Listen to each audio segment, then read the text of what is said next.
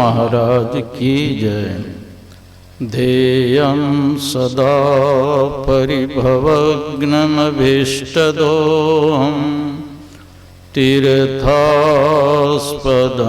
शिवभिरञ्चिनुतं शरण्यं भृत्यार्तिहं प्रणतपालभवाब्धिपोतं वन्दे महापुरुषते चरणारविन्दं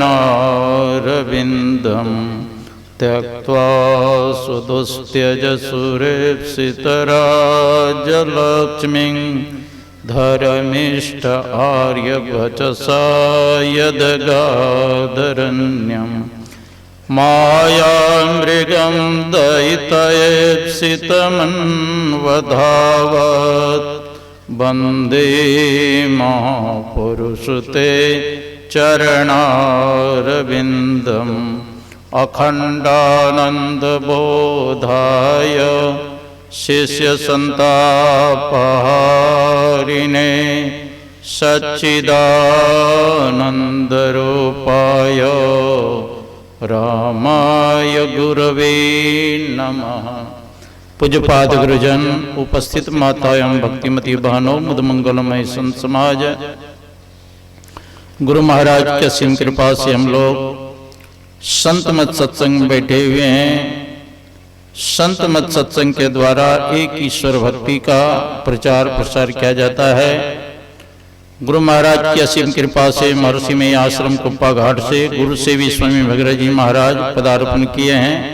थोड़ा देर बाद मंच पर पधारेंगे, जिनके दर्शन और कल्याणकारी वचनों का श्रवण करेंगे।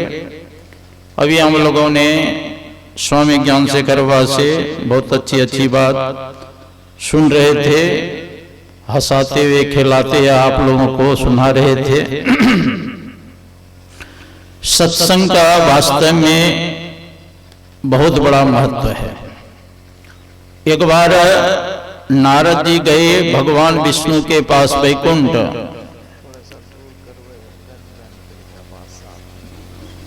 थोड़ा सा आवाज कम कर दीजिए। तो भगवान विष्णु आंख बंद करके बैठे हुए थे।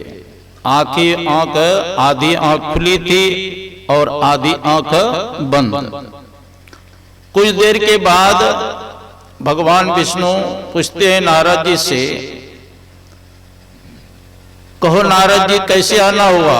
कहा प्रभु मैं तो बहुत देर से मैं प्रतीक्षा कर रहा था, आपकी तो आधी आंखें खुली थी आधी बंद थी, फिर भी आपने नहीं देख पाया हमको। कहा मैं अपने आत्म स्वरूप में लीन था। तो नारद जी कहते हैं प्रभु मैं आपके मुखारविंद से सुनना चाहता हूं, सत्संग का क्या महत्व है और संत दर्शन का क्या फल है? तो भगवान विष्णु ने कहा नारद जी सत्संग का महत्व अगर जानना चाहते हो, संत के दर्शन का फल जानना चाहते हो, तो तुम भद्रा नदी के तट पर जाओ। एक वृक्ष है, वहां जो व्यक्ति भेंट जाए उसी से पूछना, वही तुमको प्रश्न का उत्तर देंगे। नारद जी वहां पहुंच गए, देखा एक कीड़ा नीचे से ऊपर वृक्ष की ओर चढ़ रहा है। नारद जी तो सबकी भाषा जानते थे। नारद जी उस कीड़ा से पूछते हैं, कहो जी सत्संग का क्या महत्व है, संत दर्शन का क्या फल है? तो वह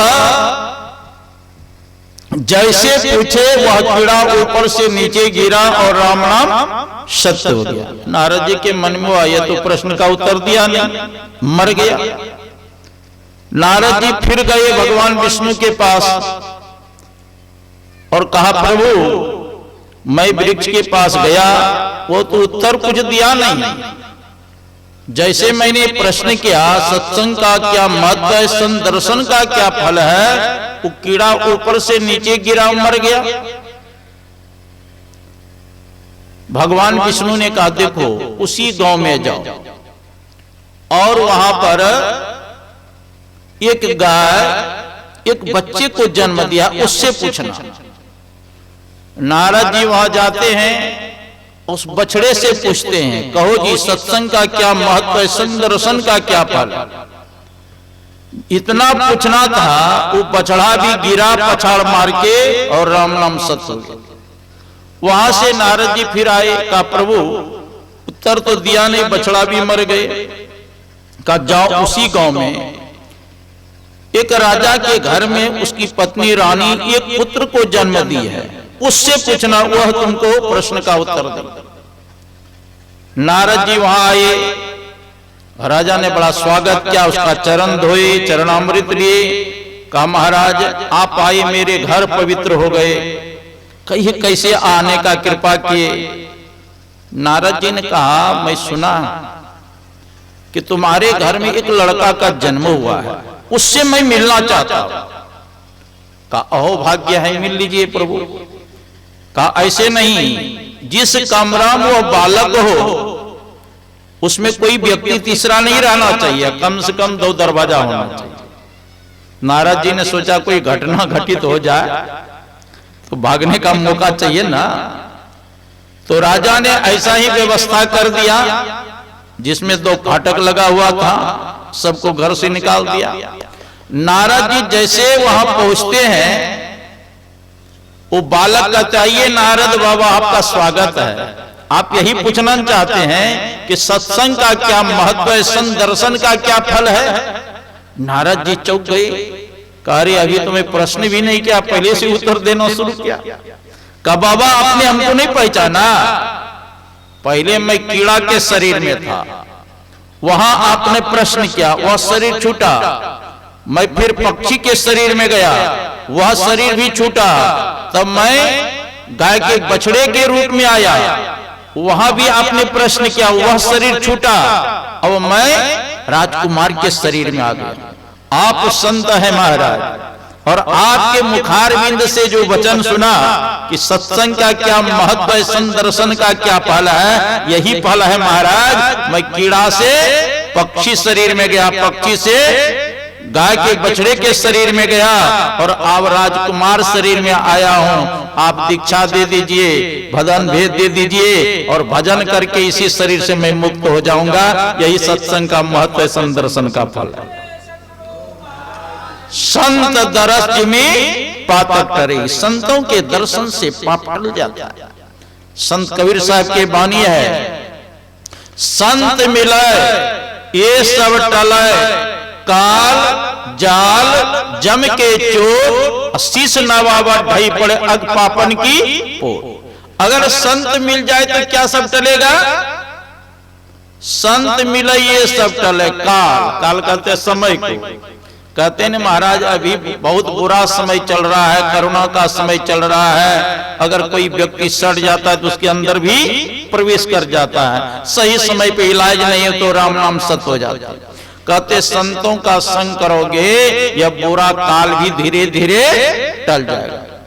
काल जाल कहते क्या कहें महाराज, इतने प्रपंच में मैं पड़ा हुआ हूं कि बगल में सत्संग हो रहा है, वहां जाने का फुर्सत नहीं मिलता है। का किसी प्रकार सत्संग में चले गए तो धीरे धीरे यह जंजाल भी आपका छूट जाएगा। और जम का चोट, जमराज का जो मार पड़ने वाला है वो भी टल जाएगा। तो आपके मन में हुआ कि जमराज का मैंने क्या बिगाड़ा जो हमको मारेगा? तो पलटू दास जी महाराज अयोध्या में उन्होंने कहा, नहीं मुख राम गाओगे आगे दुख बड़ा पाओगे। ये तो करुणा वाला छोटा दुख है, बड़ा दुख क्या है? गुरु महाराज कहते आवागमन सम दुख दूजा, है नहीं जग में कोई, इसके निवारण के लिए प्रभु भक्ति करनी चाहिए।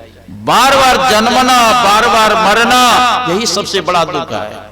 यही पलटू दास जी महाराज कहते नहीं मुख राम गाओगे आगे दुख बड़ा पाओगे। राम बिन कौन तारेगा, पकड़ी जमदूत मारेगा। कहते हैं राम के बिना, भगवान के बिना, परमात्मा के बिना संसार सागर से उद्धार कौन करेगा? नहीं मुख राम गाओगे आगे दुख बड़ा पाओगे, राम बिन कौन तारेगा, पकड़ी जमदूत मारेगा। तो आपके मन में होगा कि मैंने जमराज का क्या बिगाड़ा हूं जो हमको बार बार मारेगा? तो पलटू दास जी महाराज कहते इसलिए जमराज पूछेगा कब हो सत्य